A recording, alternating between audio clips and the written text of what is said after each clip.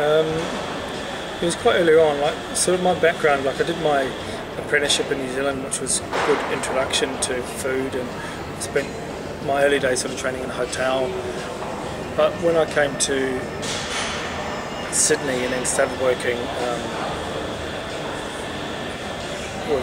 probably the first one was Liam Tomlin. Like I'd already been cooking for, what was it, 5 or 6 years, I suppose. Was it that long? No, probably about 4 years, I suppose. But it was like starting all over again, and it was Liam's first, I suppose, opportunity as head chef, and his way he dealt with food and his discipline and his respect and everything else was just immense, and that was like sort of understanding, I suppose, my first insight, I suppose, of how far you can actually take food and how obsessed with it you can become.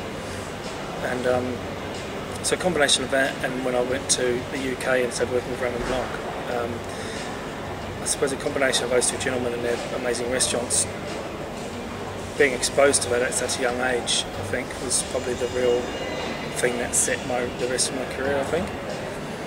Okay.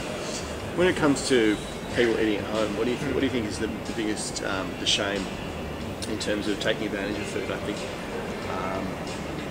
is it where they get it, how they prepare it, what they do with it when they're finished? It's a tricky one. Like sometimes chefs are guilty of standing up and saying everything has to be organic and sustainable, and you have to go to the markets and all this sort of stuff, and which in theory is very good because you support that way of living and the markets and the producers and all that sort of stuff. But the reality of it is that it's not as easy as that.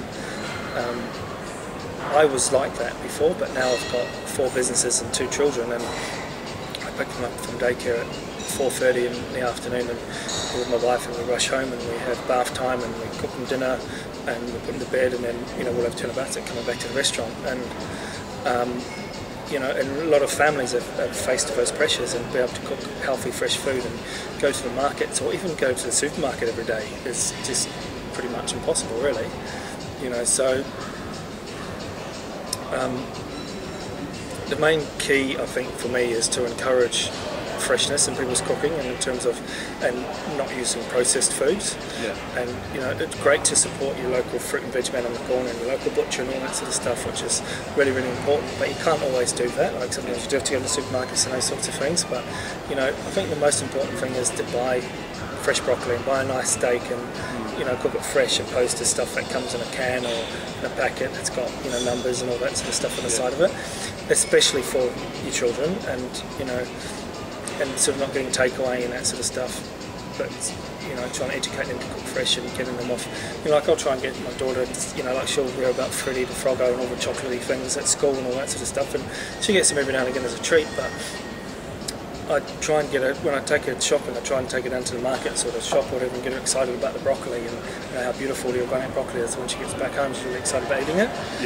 Opposed to sort of junk food. Okay. So I think that's the most important thing, is just to give kids a good understanding and awareness of food from an early age. Yeah, definitely.